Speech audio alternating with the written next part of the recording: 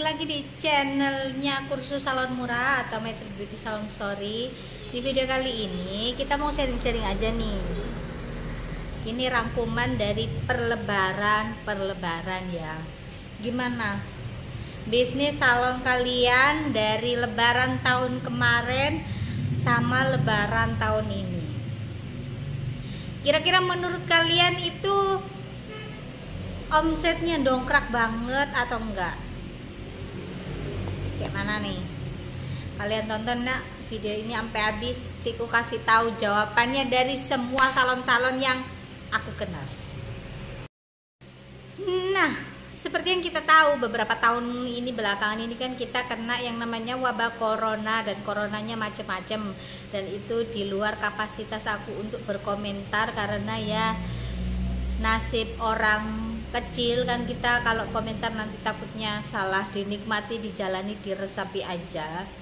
Cuman kita bicara ini dari perekonomian atau istilahnya itu pendapatan kita selama 1 tahun terakhir ini, khususnya menjelang lebaran ini, sama enggak kayak tahun-tahun sebelumnya. Banyak banget teman-temanku sesama salon itu pada mengeluhkan salon sepi, salon ini, salon itu, semuanya pada bilang sepi. Ramenya cuman hamin seminggu saat mau lebaran, itu pun nilainya nggak nendang banget, nggak cocok sama operasional salon yang tinggi, nggak cocok sama bayari pegawai nih, nggak cocok ambil pengeluaran sama ini sama itu. Rata-rata mengeluhkan seperti itu. Ini kalau menurut pandangan saya ya, saya juga pelaku usaha salon juga, dibilang besar sekali juga salonku ini juga nggak terlalu besar sekali kalau menurut saya ya, nggak tahu lagi kalau menurut orang lain. Kalau menurutku salonku ya standar lah. Kalau untuk di tahun waktu bulan puasa tahun ini dengan tahun kemarin itu aku masih di kisaran sama, flat aja aku. Turun enggak, naik lumayan tapi enggak terlalu sekali, jadi flat. Ketutup semua yang namanya aku gaji pegawai, bayar THR, terus kasih kayak baju lebaran, terus maintenance salon, terus ya untuk operasional udah flat. Mengambil keuntungan yang sangat fantastis itu nggak bisa kalau kita tahun ini. Tapi harga-harga bahan-bahan salon naiknya itu drastis banget, kerasa banget lah. Yang dulunya sekian harganya sekian. Kalau untuk produk-produk smoothing atau kayak treatment gitu sih bisa diakali, tapi kalau untuk warna itu nggak bisa diakali, boros bahan. Rata-rata itu kayak gitu, semua mengeluhkan seperti itu. Karena kan kembali lagi kayak tahun kemarin orang nggak boleh mudik, orang menghabiskan uangnya itu untuk mungkin menyenangkan diri sendiri, ke salon, dandan dan segala macam. Tapi kalau tahun ini kan boleh mudik, eranya orang silaturahmi. Dari 2 tahun belakangan kan nggak boleh mudik, orang uang habisnya ibarat katanya itu untuk stok yang di situ. Jadi kalau untuk perawatan itu mungkin agak sedikit berkurang. Jadi para pelaku usaha salon itu sedikit ngerem, sedikit ngelus dadah. Karena kita juga nggak bisa menyalahkan juga sih, karena ya gimana, situasinya juga masih kayak begini. Oke lah, corona sudah mulai menghilang sedikit demi sedikit, tapi kan untuk lapangan pekerjaan ini masih sedikit sulit ya. Dan nilai nilai beli orang itu sedikit menurun. Karena sekarang ini coba kalian perhatikan deh, Kalau menurut kalian ini omonganku nggak bener ya nggak usah didengerin. Kalau memang bener ya iyain aja sudah, gitulah. Kalian ambil baiknya, nggak baiknya kalian buang aja. Sekarang ya, dari corona tahun kemarin, menurutku tahun ini banyak banget orang yang jualan ya, orang dagang. Gue sembuh dagang ngopo ae wakeh. Karena kan aku sendiri juga merhatiin gitu loh. Yang namanya kita ambil garis contoh yang sering aku lihat aja lah. Orang jualan bakso keliling atau pentol tok itu loh, kayak pentol colek gitu yang dikasih sambal aja. Iku wakeh banget sepanjang jalan. Banyak jualan makanan itu kayak makanan basah, makanan ringan tuh banyak banget. Ya. Sampai kadang aku mikir yang jualan banyak tapi yang beli jarang ya. Yang jual banyak, yang beli jarang, otomatis orang bersaing harga supaya barang dagangannya ini laku dengan margin yang sangat tipis banget. Pokoknya yang penting laku ya.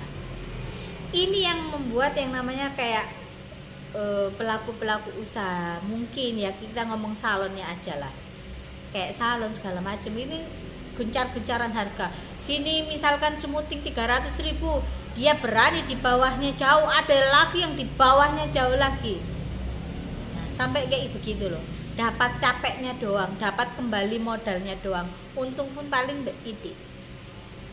Cuman dapat capek sama ya salonnya mungkin sedikit ramai. Tapi nilai keuntungannya sangat-sangat kecil sekali karena sudah banyak orang yang dagang.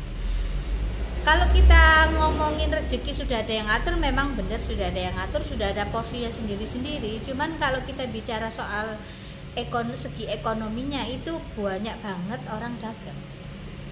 Tapi daya belinya kurang. Nah, itu yang jadi masalah. Sedangkan kalau aku gini kan aku tinggal di daerah industri. Ya, banyak pabrik-pabrik kanan kiri di sekitar sini. Sedangkan pabrik-pabrik ini banyak banget yang ngeluarin karyawan. Mereka menahan yang namanya karyawan masuk. Ya. Kadang aku sampai tanya, aku ada beberapa teman yang punya pabrik. Aku tuh tanya, dulunya dia karyawannya banyak sekali. Kok beberapa tahun ini itu dikurangi? Satu, jawaban dia adalah terlalu banyak tuntutan. Kalian masih ingat yang kisruh-kisruhnya Omnibus Law dan lain-lain itu, dan kawan-kawannya itu banyak demo segala macam, kan banyak itu para perusahaan-perusahaan yang mengurangi karyawan. Temanku bilang terlalu banyak tuntutan, padahal para pengusaha ini juga tertekan banget. Kelihatannya aja hidupnya mentereng, tapi utak ini ruwet, ngalah-ngalahi benang ruwet itu loh. Ruwet seruwet-ruwetnya, kasihan aku kadang sampean. Memang benar kelihatannya seliweran ke sono kemari naik mobil, tapi ininya jalan, waktunya orang tidur nggak tidur.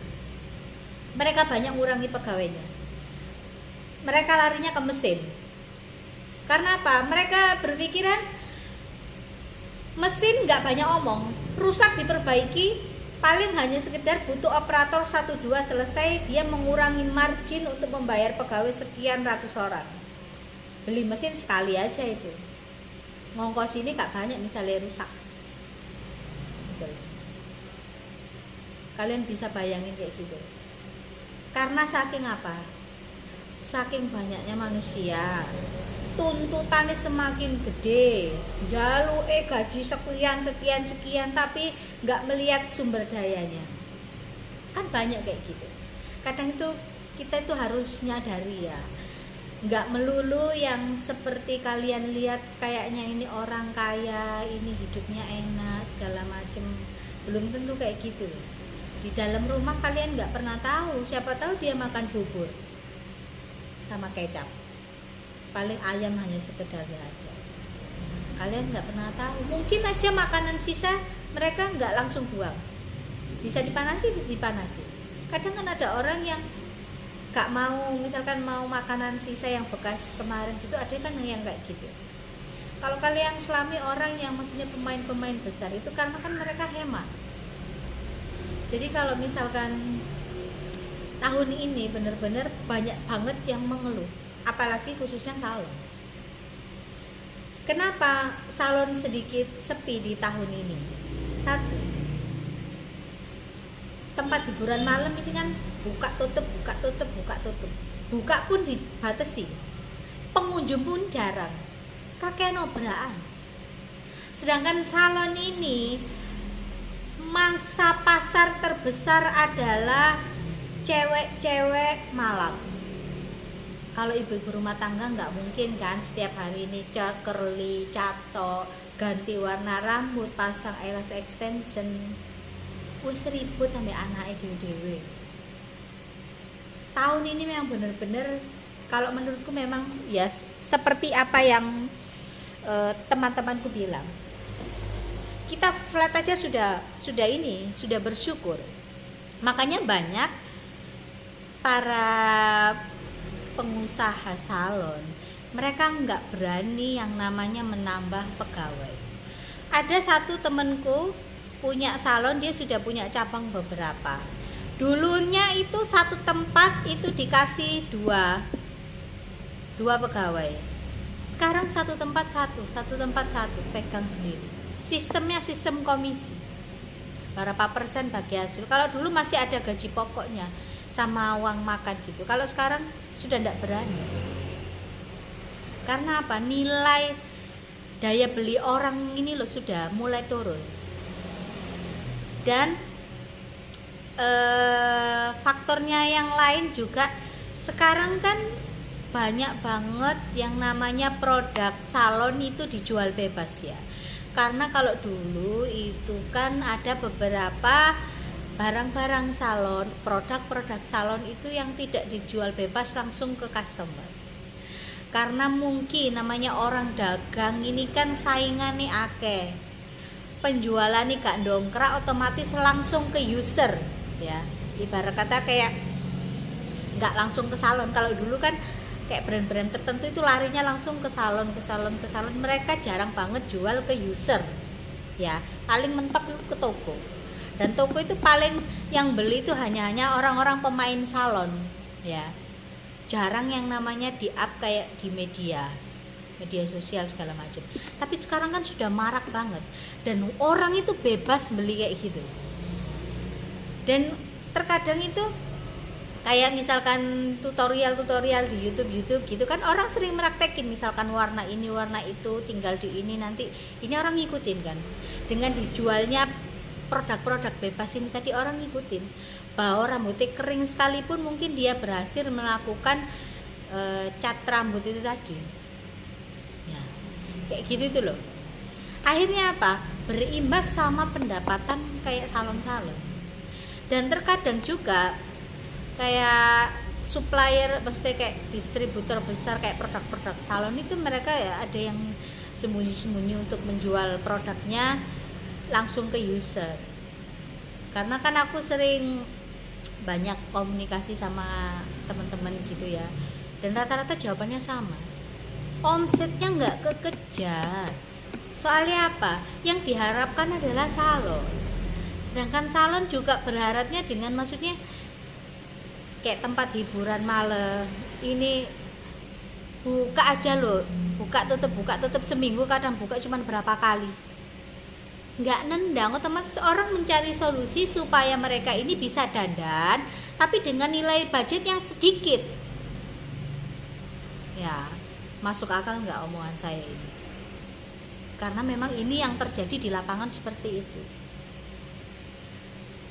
Ambillah contoh produk A dulu itu masuk di salon-salon, nggak ada yang namanya orang luar itu beli, nggak ada kalau nggak orang-orang salon. Karena kan yang biasanya kalau produk salon tertentu itu kan ada tulisannya professional use, itu hanya dikerjakan oleh orang yang ahli atau berkompeten di bidang itu.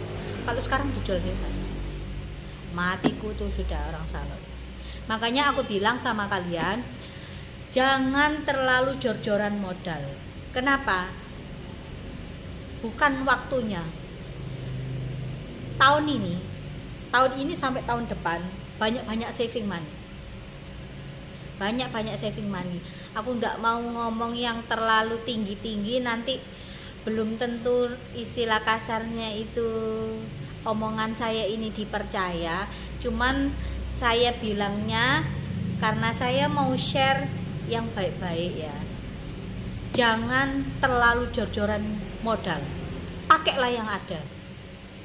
Pakailah yang ada, jangan terlalu jor-joran. Dan yang paling penting, banyak saving money untuk tahun ini sama tahun depan.